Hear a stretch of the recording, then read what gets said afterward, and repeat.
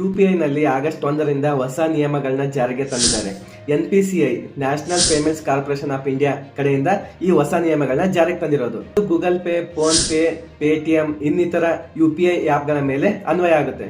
ಮೊದಲನೇ ನಿಯಮ ಏನಂದ್ರೆ, ನಾವು ನಮ್ಮ ಫೋನ್ ನಂಬರಿಂದ ನಮ್ಮ ಅಕೌಂಟ್ನ ನಾವು ಆಕ್ಟಿವೇಟ್ ಮಾಡ್ಕೊಂಡಿರ್ತೀವಿ UPI ಆ್ಯಪ್ಗಳಲ್ಲಿ. ಅದರಲ್ಲಿ ನಾವು ಒಂದು ದಿವಸಕ್ಕೆ 25 ಬಾರಿ ಮಾತ್ರ ನಮ್ಮ ಅಕೌಂಟ್ ಬ್ಯಾಲೆನ್ಸ್ನ ಚೆಕ್ ಮಾಡ್ಕೊಳ್ಳೋದಕ್ಕೆ ಆಗುತ್ತೆ. 25 ಮೇಲೆ ಅವಕಾಶ ಇರೋದಿಲ್ಲ.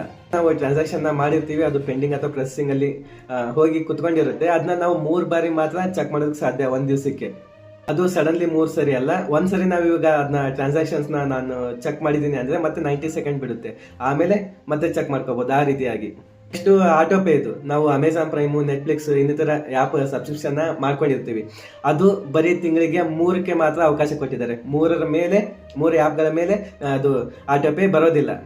ಇಷ್ಟು ನಿಯಮಗಳನ್ನ ಚೇಂಜ್ ಮಾಡಿದ್ದಾರೆ. ಇದು ಡೈಲಿ ನಾವು ಟ್ರಾನ್ಸಾಕ್ಷನ್ಸ್ ಮಾಡೋದ್ರ ಮೇಲೆ ಅಷ್ಟು ಪರಿಣಾಮವನ್ನು ಬೀರೋದಿಲ್ಲ ಅನ್ನೋದು ನನ್ನ ಅಭಿಪ್ರಾಯ.